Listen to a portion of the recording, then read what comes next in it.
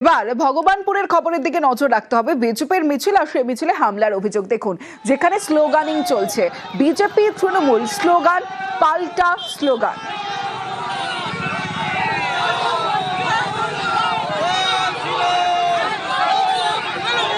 একদিকে জয় শ্রীরাম স্লোগান, অন্যদিকে জয় Bangla slogan, slogan পাল্টা স্লোগান। প্রতিবাদে অবস্থানে ভগবানপুরের বিজেপি প্রার্থী, বিজেপি কর্মীদের বাড়িও ভাঙচুরের অভিযোগ। তৃণমূলের বিরুদ্ধে অভিযোগ বিজেপির অভিযোগ অস্বীকার করেছে তৃণমূল।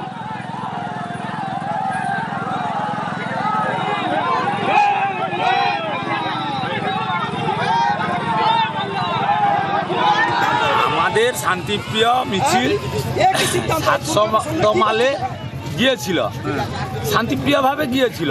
কিছু টিএমসির হারমাদরা সেখানে আমি মাইকের কাছে ছিলাম, সেখানে বাইক টাইকের চাবি টাবি কেড়ে নিল। আমার মাইক ছিল সেখানে চাবি কেড়ে নিল, দিয়ে আমাকে ডাং দিয়ে গোল একটা ডাং দিয়ে পিটে দিল।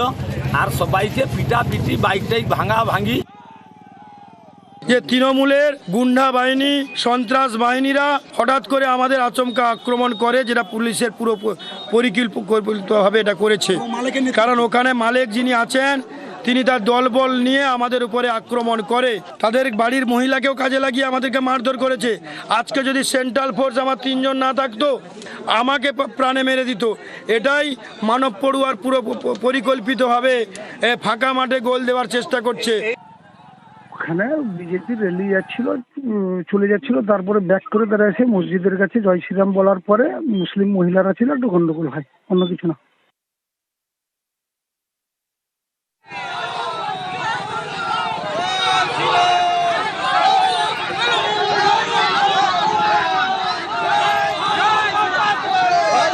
হামলা ভাঙচুরের অভিযোগে ভগবানপুরে উত্তেজনা। ঘটনাস্থলে গেলে এগরার মহকুমা শাসককে ঘিরে বিক্ষোভ।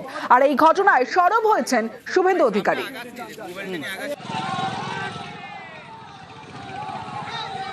ভগবানপুরের প্রার্থী শান্তনু প্রামাণিক তিনি যখন আলদোয়াল অঞ্চলের 700তম গ্রামে যাচ্ছিলেন, করেছে আমি একটু আগে আসার সময় দেখলাম এদের কোনো পরিবর্তন হয়নি। কুকুরের ল্যাজকে সবাই মিলে টেনে ধরবেন, ছেড়ে দিলেই দেখবেন আবার বেঁকে গেছে। একটা কালো কয়লাকে বাড়িতে গরুর দুধে সারা রাত্রি ধরে সিদ্ধ করুন, খুন্তি বা ছাঁকনি দিয়ে তুলে দেখুন, কয়লা কালোই, কয়লার রঙের কোনো পরিবর্তন হয়নি। এদের পরিবর্তন করবে আগামী দিনে ভারতীয় জনতা পার্টির সরকার।